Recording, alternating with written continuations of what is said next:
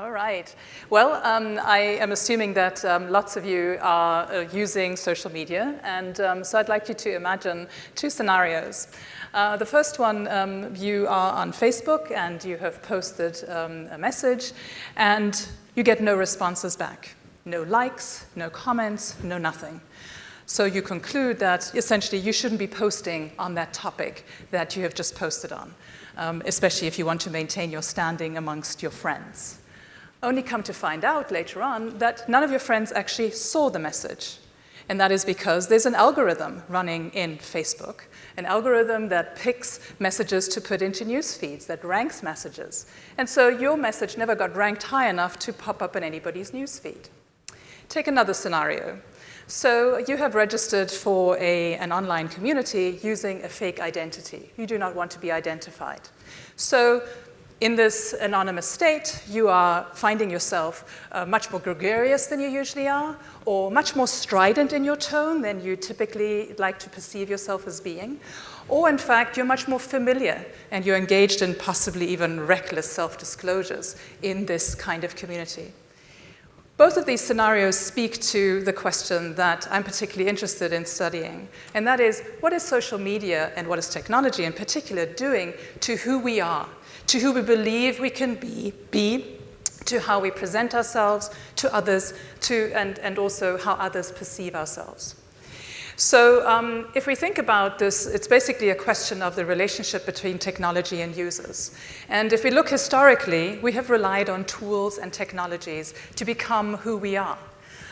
So from being cavemen, right, we relied on all sorts of technologies to be where we are today, using our social media, using our cell phones.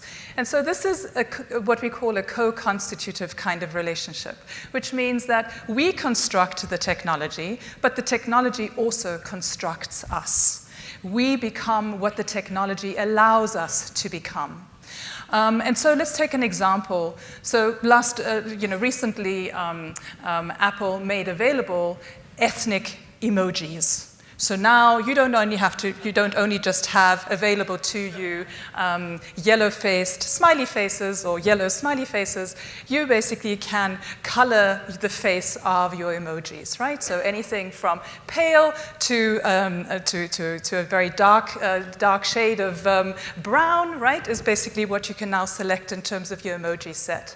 So essentially, we have materialized certain actions, namely being able to express certain racial qualities in our technology, in our communication. We've materialized this in technology. The technology then makes these actions of identifying ourselves as a racial identity or as a person of color in terms of how we communicate. But what this is also doing is it's setting up an expectation, and it's racializing essentially our communication, setting up an expectation that you think about what color emoji you're going to be using.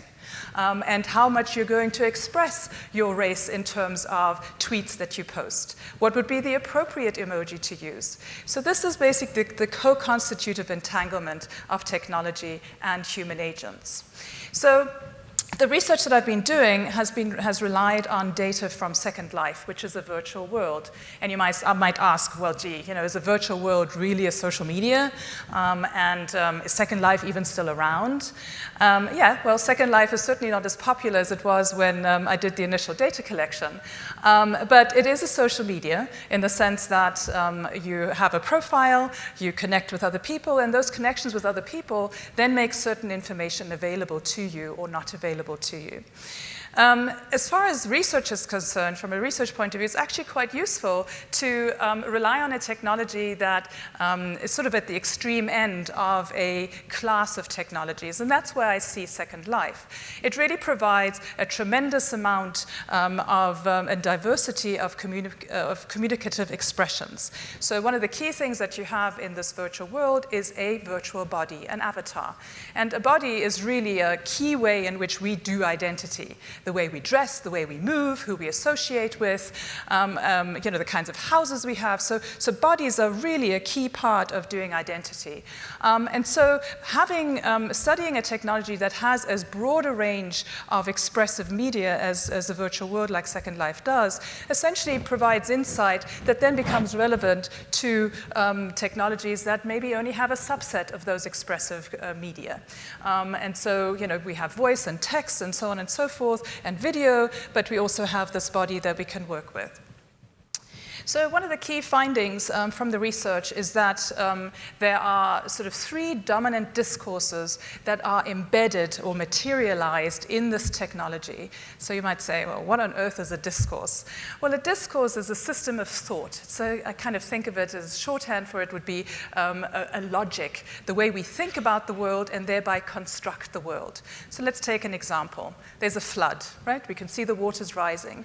And this phenomenon basically only it gets brought into being, gets made meaningful through the way we talk about it, and that's discourse. So we might have a discourse that is the religious discourse. So what happens when you start talking about the flood in religious terms? You might say, this is God's punishment being meted out on a community.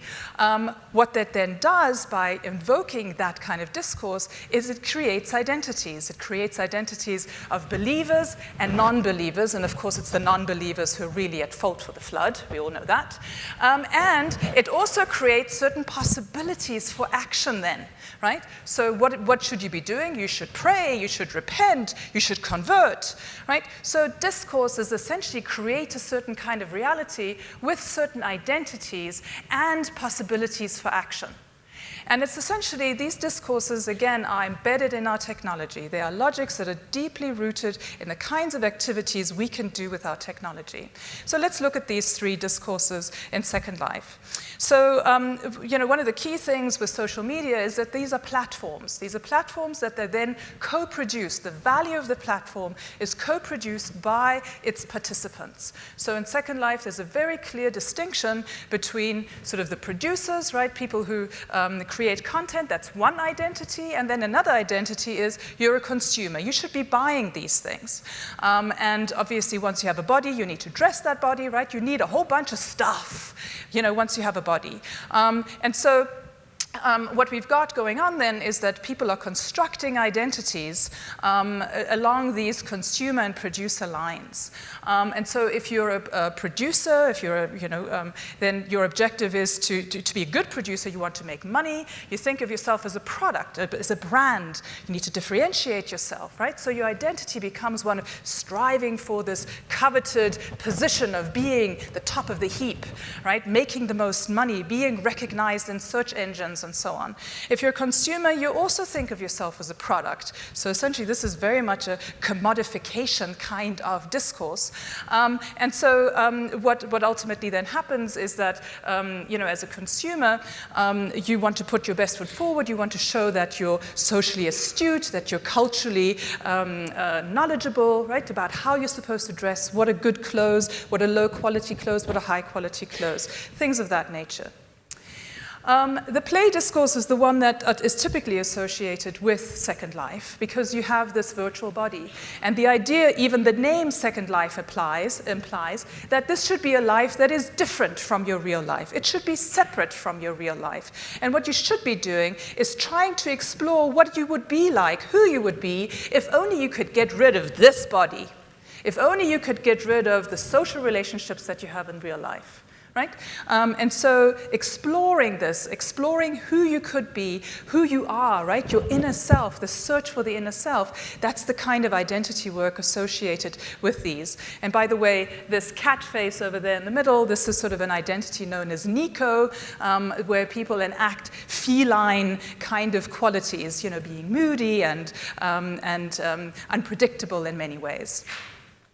Then lastly, we have the sociality discourse, the idea that your identity is defined by the people you associate with, the roles that you play in a certain social grouping. So, you're a mother, a father, those are kinds of social roles. And a key part of this key part of this discourse is that you essentially live up to the the obligations you have towards others. So in social settings, really, I mean, what it means to be social is to be responsive to others, pay attention to what they're saying, and thereby construct a social reality as well as a social self. So this is, and a key part of this discourse is essentially to be real, to make a connection with your real life, right? That essentially the emotions that you're expressing towards other people in this virtual world, that they are based on something real, that they are based on the user as opposed to, just a play discourse like that cat, the Nico, that I showed you just now. Okay, so what happens, and what you can already sort of maybe sense through the examples that I've given you, is that there are interconnections, there are places of overlap between these discourses, but there are also inconsistencies and contradictions between them. So if we take the market discourse, yes, if I have lots of friends, that becomes a marketing network for me, right? And as an entrepreneur, that makes it easy for me to possibly sell my goods. On the other hand, my friends are going to make some demands on me, aren't they? Because they now expect that I treat them, with special favors, for example, not only that I spend time with them, that I deal with their problems, related to my goods or just our relationship, but also that I might give them discounts and things like that. So we can see that there are both continuities between these discourses as well as discontinuities or contradictions. So what does that then mean? So it means, when we ask this question about what do social media do to identity, how do they play a role? Essentially, they limit the kinds of identities we can have through the discourses. And this is done essentially through the action possibilities that are embedded in these technologies. So discourses make actions possible, those actions get embedded in the technology, and then you can invoke those certain actions, and there's a limited set of identities that you can ultimately perform. A limited number of things, people or sort of identities you can be. But what essentially creates a lot of movement here and essentially makes this entire model be not entirely encoded and not entirely prescriptive, is the fact that there are inconsistencies between these discourses. So what we found is that people create a main identity in Second Life that relates to one of the discourses. So for example, they are entrepreneurs, they're there to make money, and so there's an identity of I am a designer, and I'm a certain kind of designer, namely one that's accessible, socially accessible to my friends, right? So I'm a friendly designer as opposed to a snooty designer. Well, being a friendly designer in Second Life creates some really amazing tensions because every time you're online, your friends see you, and guess what? They want to chat with you. In the meantime, you're supposed to be productive and producing goods, right? And so you're stuck with a real tension. So how do you resolve this? Well, you grab onto the play discourse, and from the play discourse, you pull down the Nico. Okay, so now I'm going to add to my accessible designer an identity of a Nico that essentially says, I am a cat, and therefore I can be friendly to you today, and tomorrow I can turn my back and ignore you. And essentially I'm still okay, right? I'm not at risk of ruining this relationship because that's what play is about. Right? So this is what we're seeing, this tremendous play pulling on different discourses and creating identities that are multiple, that are complex, that are interrelated, and essentially, again, not prescribed by the technology, not deterministic. So there's a certain amount of determinism, but there's also a lot of freedom.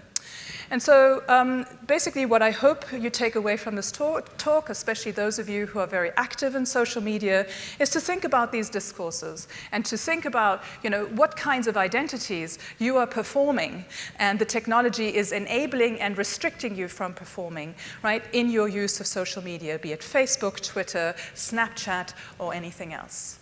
Thank you.